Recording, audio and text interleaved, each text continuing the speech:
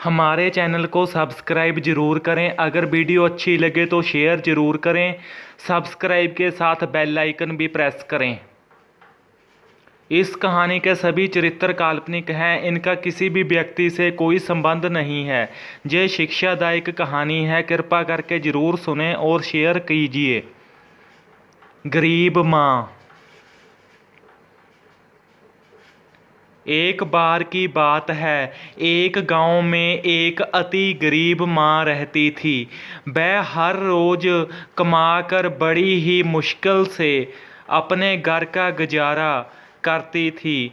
उसके 2 पुत्र भी थे, पर वो अपनी माँ को सियानते ही नहीं थे।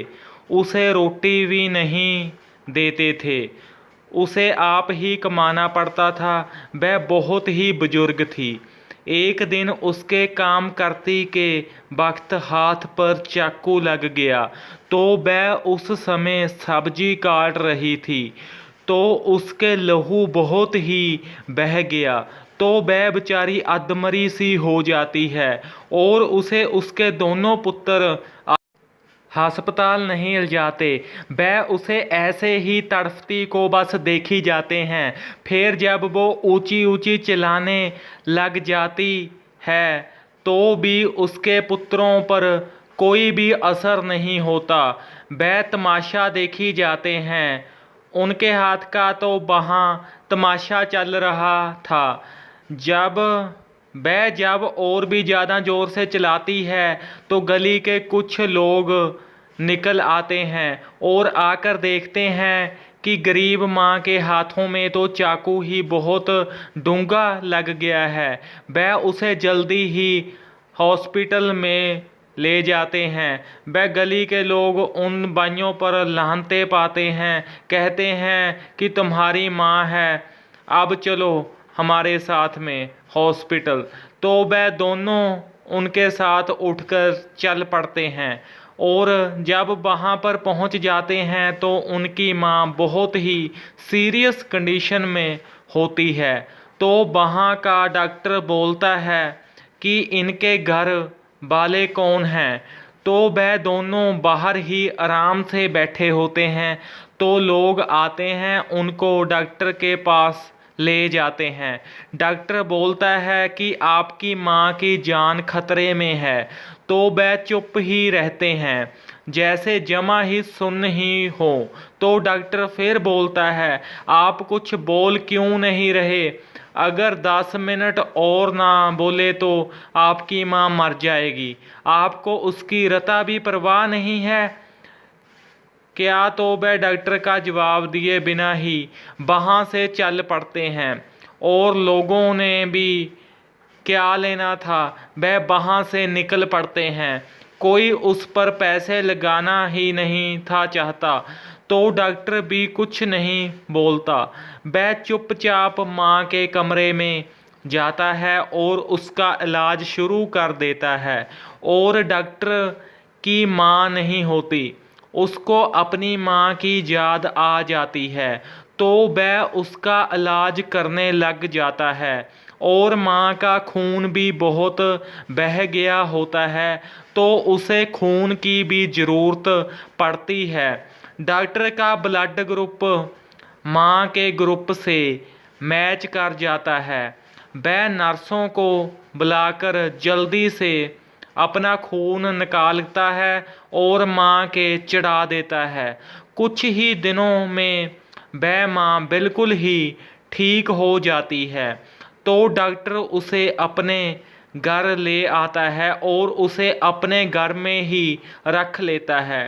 कोई जाकर उनके दोनों पुत्रों को जाकर बता देता है कि तेरी माँ को डॉक्टर ने अपने घर पर रखा हुआ है।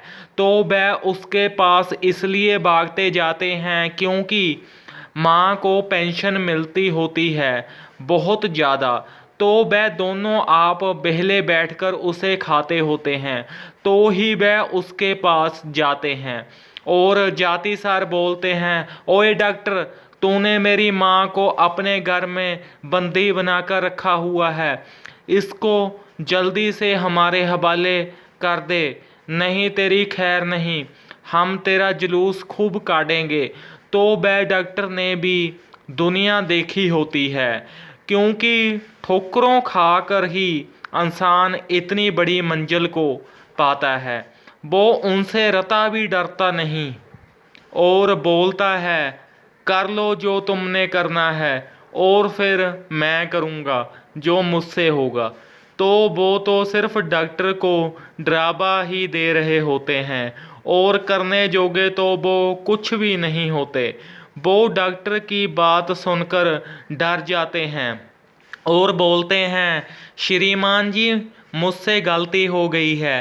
तो वह डॉक्टर उसे उनकी माँ को नहीं देता और उनको खाली हाथ ही घर लौटना पड़ता है।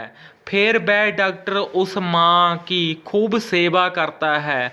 अब तो वो ठीक होती है और थोड़ा सा चलती फिरती भी होती है।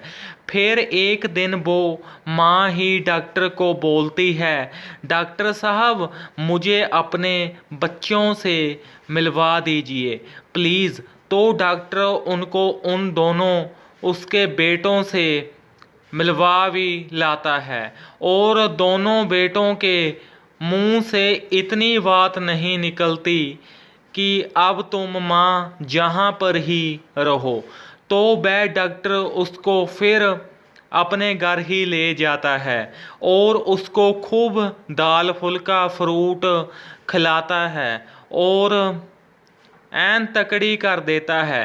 फिर वह एक दिन बहुत सी बीमार हो जाती है और वो कहती है कि मैंने अपने दोनों बेटों से मिलना है।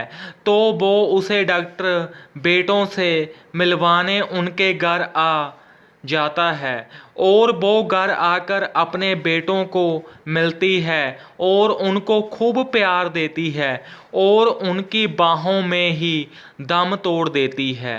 फिर वह दोनों बेटे खूब रोते हैं। अब उनके पल्ले पछतावा ही रह गया था।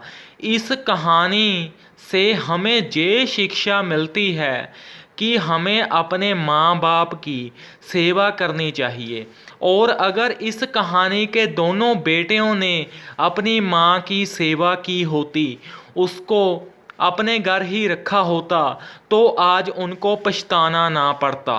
धन्यवाद। इस कहानी को ज़्यादा से ज़्यादा शेयर करें और चैनल को सब्सक्राइब करें। अगर कहानी अच्छी लगे तो लाइक ज़रूर करें और शेयर ज़रूर करें। Thank you.